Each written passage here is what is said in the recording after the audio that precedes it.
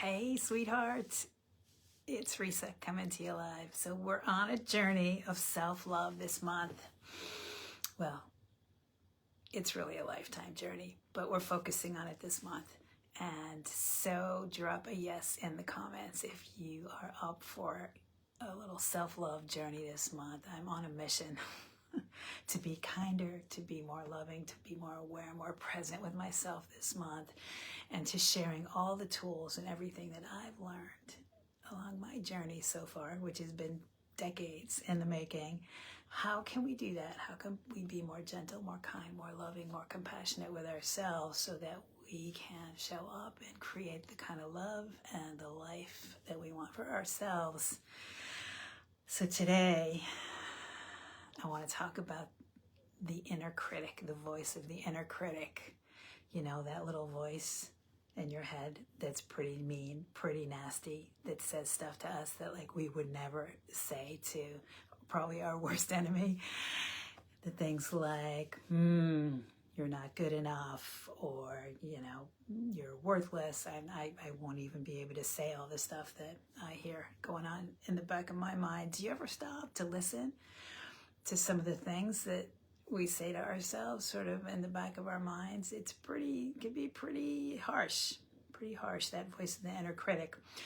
So would you believe me if I told you that your inner critic is actually your fiercest ally? Yeah. I'll give you an example. It really loves you so much, and it's just trying to protect you. It just has kind of a messed up way of going about it. And I'll tell you what I mean. I'll give you an example, what I've come to understand about myself and my inner critic and how it's trying to protect me is that it really, the big thing that I've struggled with for so long is just that voice that tells me I'm not good enough, which I know is so common. And so what I've come to understand is that if it can convince me that I'm not good enough, then that prevents me from showing up and talking to you right now. And I just had to have quite a little conversation with my inner critic, so I didn't have to be afraid to come up here and talk to you right now and share my heart with you and share my wisdom with you. So if it can convince me that I'm not good enough, that keeps me small. It keeps me hiding. It prevents me from showing up and being visible and sharing myself with you, which doesn't feel so good to me. Because that's not what I'm here for.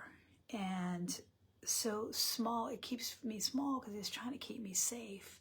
And it just all goes back to childhood experiences. You know, we've all had our wounds, our ways that we've been wounded from our childhood experiences where, you know, showing up, just even, I just remember so many times in school, like grade school, just showing up, and especially in fifth grade, you know, like around that age where the girls are mean and you're trying to figure out where you fit into the social structure. And I just always felt kind of left out, like I didn't belong, like, you know, I had some real, mean things happen where I felt rejected. And I don't need to go into a lot of story about it, but it becomes sort of a conditioned pattern of thinking, this voice of the not good enough, of the inner critic, where, it sort of becomes a running narrative, and then we just sort of start to believe that after a while we start to identify with that. But if you stop, so this is my tip for you today, if we can just stop, let's take a breath, and just notice when you hear that voice, those negative voices in your head, and just notice, like, what is it saying? And I mean, you can ask yourself, like, you know, would you talk to a friend like that? I know that's a sort of a common one that we hear a lot of, how to deal with the inner critic, how to calm that voice. But I would take it a step further, and I would just, I just did a whole long, like, journal conversation with my inner critic. And I wrote down what it was saying, and I just had a conversation with it. I said, wow, that's it's pretty harsh. And, you know, just asking it, like, what is it, you know, I understand you're trying to protect me, but it's really making me feel bad. And this is, it's also called like shadow work, or sometimes some work from internal family systems, but we can have a whole conversation with that part. And I gave it a new job description, where instead of its way that it's learned to keep me safe by telling me I'm not good enough to keep me small, which really only hurts me and it's not really protecting me, is if it could be a reinforcer to remind me of how good I actually am. And yeah, so just notice that voice. Know that it really loves you. It really has your best interests at heart. And just see if maybe you can give it a new job description. Yeah, and just also know that those times where we're trying to push ourselves out of our comfort zone are the times where that voice gets really amplified. Have you ever noticed that? Like whenever we're trying to do something that's a little bit pushing ourselves out of our comfort zone is when that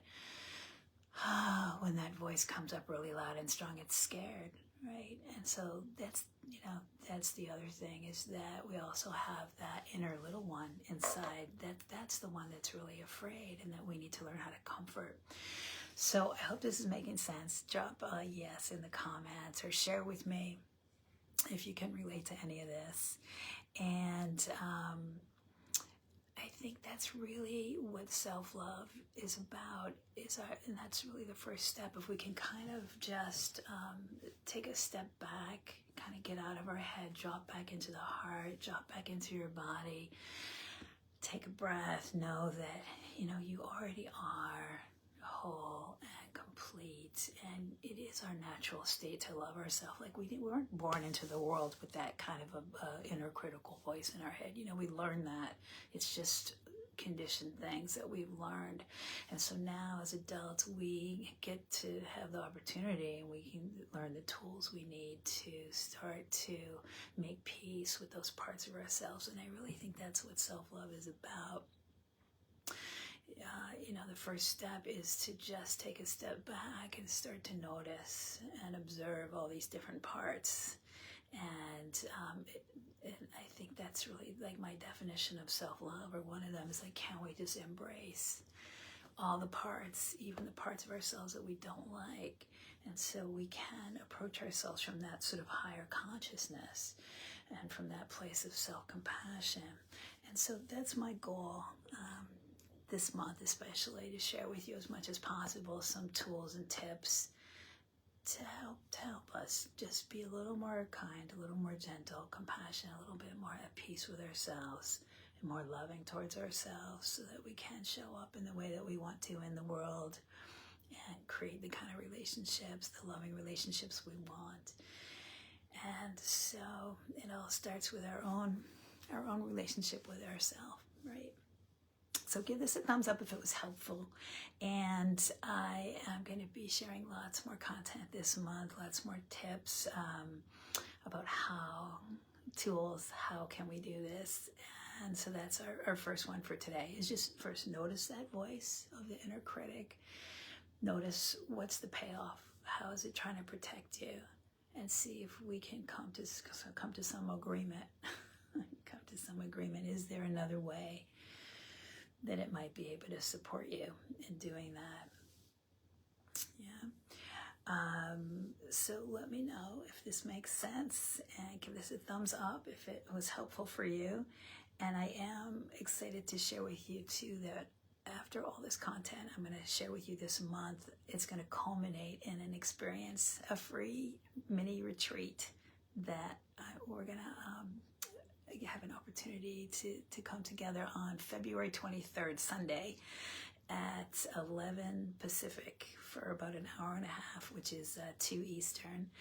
And it's going to be the self-love sanctuary, where we're going to pull it all together and look at all the different tools that we've learned, start to get a handle on what are some of the patterns, what are some of the conditioned patterns of thinking that we've adopted, and how can we start to release that and really reconnect with that whole beautiful self that you are, and operate from that place, that more whole place, that higher level of consciousness, the part of you that already knows that you do love yourself.